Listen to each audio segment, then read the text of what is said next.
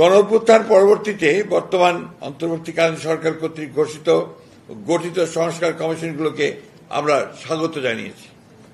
সংস্কার কমিশনগুলোর কাছে আমরা সংবিধান, বিচার বিভাগ, নির্বাচনী ব্যবস্থা সংস্কার, প্রশাসন, দুর্নীতি দমন কমিশন ও পুলিশ প্রশাসন সংক্রান্ত বিষয়ে আমাদের দলের পক্ষ থেকে বিস্তারিত মতামত প্রদান করেছি। অন্যান্য রাজনৈতিক দলসমূহ তাদের মতামত প্রদান করেছেন। পরবর্তীতে উক্ত 6টি সংস্কার কমিশনের সাথে আমাদের এবং অন্যান্য রাজনৈতিক দলের দীর্ঘ আলোচনা অনুষ্ঠিত হয়। উক্ত 6টি সংস্কার কমিশন কর্তৃক প্রণীত সংস্কার প্রস্তাবগুলোর উপরই দফাভিত্তিক আলাপ আলোচনা অনুষ্ঠিত হয়েছিল। সেই সমস্ত আলাপ আলোচনার ফলস্বরূপ প্রণীত রিপোর্টের উপর ভিত্তি করেই জাতীয় ঐকমত্য কমিশন গঠিত হয়, যার সভাপতি মাননীয় প্রধান উপদেষ্টা। জাতীয় ঐকমত্য কমিশনের সাথে রাজনৈতিক দলসমূহের প্রথম বৈঠকে মাননীয় প্রধান উপদেষ্টা বলেছিলেন যে সমস্ত বিষয়ে রাজনৈতিক দলসমূহের সাথে ঐকমত্য প্রতিষ্ঠিত হবে সেই বিষয়গুলো অন্তর্ভুক্ত করে একটি জাতীয় সনদ প্রণীত ও স্বাক্ষরিত হবে। পরবর্তীতে নির্বাচিত জাতীয় সংসদ সেই সনদের বিষয়গুলো বাস্তবায়ন করবে। জাতির উদ্দেশ্যে দেওয়া বিভিন্ন ভাষণ তার এই বক্তব্য সুস্পষ্টভাবে পুনর্ব্যক্ত করেছেন। জুলাই ঘোষণাপত্র এই বক্তব্য উদ্ধৃত হয়েছে। জাতীয় ঐকমত্য কমিশনের দীর্ঘ ধারাবাহিক আলোচনায় কিছু কিছু বিষয়ে কিছু কিছু রাজনৈতিক দলের ভিন্ন মত, নোট অফ ডিসেন্ট সহকারে ঐকমত্য হয়েছে। জুলাই জাতীয় সনদ 2025 যেভাবে প্রণীত হয়েছে তাতে নোট অফ ডিসেন্টের এই অংশ বক্তব্য স্পষ্ট উল্লেখ আছে যে ভিন্ন মত, নোট অফ ডিসেন্ট প্রদানকারী কোন রাজনৈতিক দল বা জোট তাদের নির্বাচনী ইশতেহারে উল্লেখপূর্বক যদি জনগণের ম্যান্ডেট লাভ করে তাহলে তারা সে মতে ব্যবস্থা গ্রহণ করতে পারবে। এখানে উল্লেখ্য জাতীয় ঐকমত্য কমিশনের সকল অনুষ্ঠান বিটিভি সহ অন্যান্য ইলেকট্রনিক মিডিয়ায় সম্প্রচারিত হয়েছে, যা সমস্ত জাতি প্রত্যক্ষ করেছে।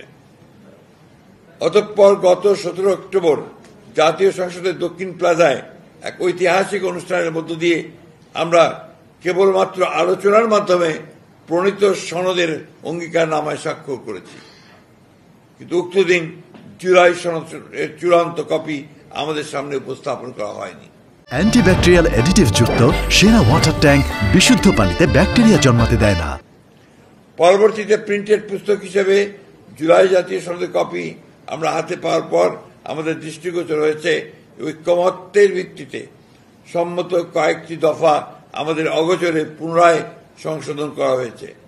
যেমন মরহুম শেখ মুজিবুর রহমানের ছবি সরকারি বেসরকারি অফিসে টাঙানো সংক্রান্ত বিধান অনুচ্ছেদ 4 ক বিলুপ্ত করার বিষয়টি সনদে অন্তর্ভুক্ত করা হয়নি, যদিও প্রায় সকল রাজনৈতিক দল সম্মতিপত্র দিয়েছিলেন।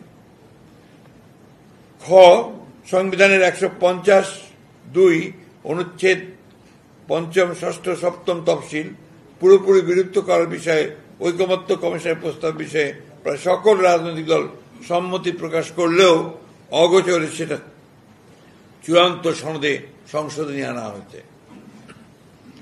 জুলাই সনদ 2025-এর বাস্তবায়নের প্রক্রিয়া সম্পর্কে জাতীয় ঐকমত্য কমিশনের 28 অক্টোবর সরকারের কাছে পেশ করা হয়েছে। প্রধান উপদেষ্টার কাছে প্রেরিত চিঠিতে জাতীয় ঐকমত্য কমিশনের সভাপতি হিসাবে মাননীয় প্রধান উপদেষ্টাও একজন দস্তখতকারী বটে।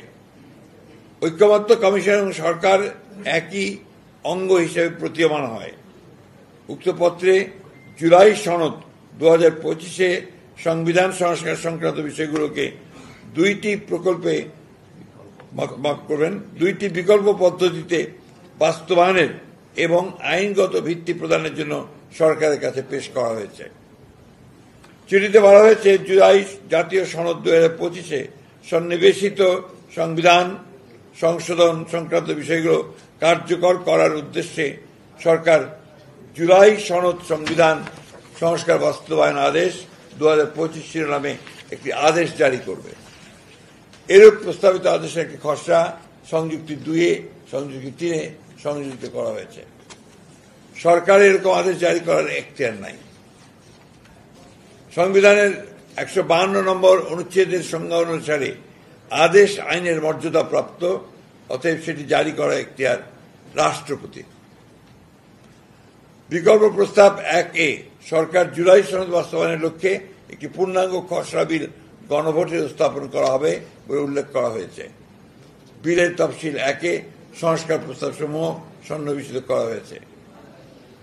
বলা হয়েছে বিল সরকারি গেজেটে প্রকাশ করা হবে।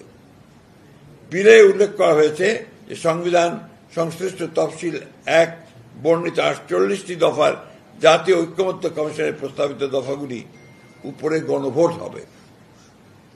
উক্ত দফাসমূহের বিপরীতে স্বাক্ষরিত জুলাই জাতীয় সনদে অন্তর্ভুক্ত রাজনৈতিক দলসমূহের মতামত, ভিন্ন মত, নোট অফ ডিসেন্ট উল্লেখ করা হয়নি। অর্থাৎ ঐক্যমত্য কমিশনের প্রস্তাব এবং সুপারিশ একপেশে ও জবরদস্তিমূলক জাতির উপর চাপিয়ে দেওয়ার চেষ্টা করা হয়েছে। তাহলে এটাই প্রতীয়মান হয় যে দীর্ঘ 1 বছর ব্যাপী সংস্কার কমিশন ও জাতীয় ঐক্যমত্য কমিশনের সাথে রাজনৈতিক দলসমূহের দীর্ঘ ধারাবাহিক আলোচনা ছিল অর্থহীন, অর্থ ও সময়ের অপচয়, প্রহসনমূলক এবং জাতির সঙ্গে প্রতারণা।